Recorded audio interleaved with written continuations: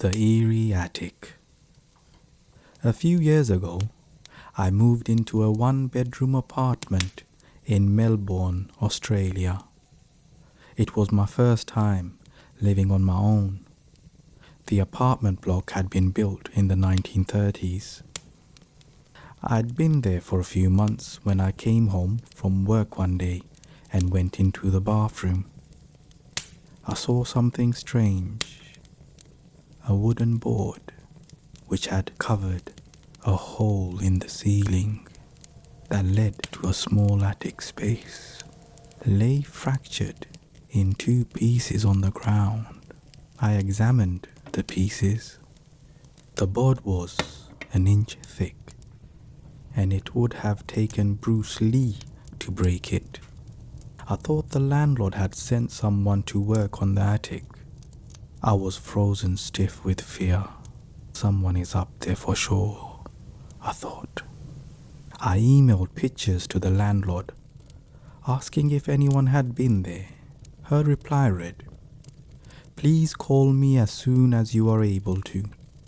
I called, and she explained that her last two tenants had said the same thing happened. She promised to replace the board, and she did. A month later, I woke up one night around 4 a.m. My body was covered in goosebumps. It felt like someone was rubbing his or her hands on me. Everything was silent. But then I heard a dragging sound coming from above my bed. It was as if someone was pulling a sack of potatoes. I froze, convinced someone was up there. There is no way an animal could make that sound. After 5 minutes, I worked up the courage to turn on the light, armed myself with a cricket bat, and walked to the bathroom. That's when I saw that the new board covering the hole was broken in two. I felt sick. The dragging sound had stopped, but I heard something else whispering. The sound was clear and coming from the attic. It sounded like children's voices. I could hear one sentence repeated over and over.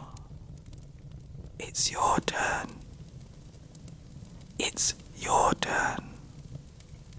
I switched on every light in the apartment to make things feel normal. It was 5 a.m. and dark outside.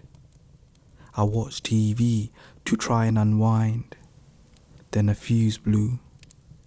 My pet budgie, Dexter, whom I kept in the kitchen, usually never made a sound at night, but he started squawking like he was being strangled.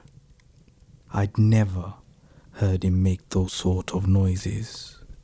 He was screaming. I grabbed my car keys, ran out, sat in my car and waited there until the sun came up. When I saw people walking their dogs, this comforted me enough to go back in. The front door was open, but I figured I might have forgotten to close it when I ran out.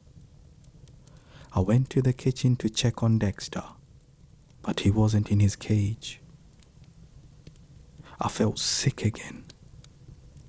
All my windows were closed, so I looked everywhere inside. When I walked to the bathroom, I heard splashing. Dexter was half drowned in the toilet. I took him out, washed him and dried him. I was so confused. At 8 a.m. I called the landlord and gave her a watered-down version of the night. "Oh wow, you heard the whispering too," she said. I stayed in that apartment for another 18 months. I heard the whispering on a few occasions, and twice the board covering the hole in the ceiling moved. Although I live elsewhere now, the landlord recently called.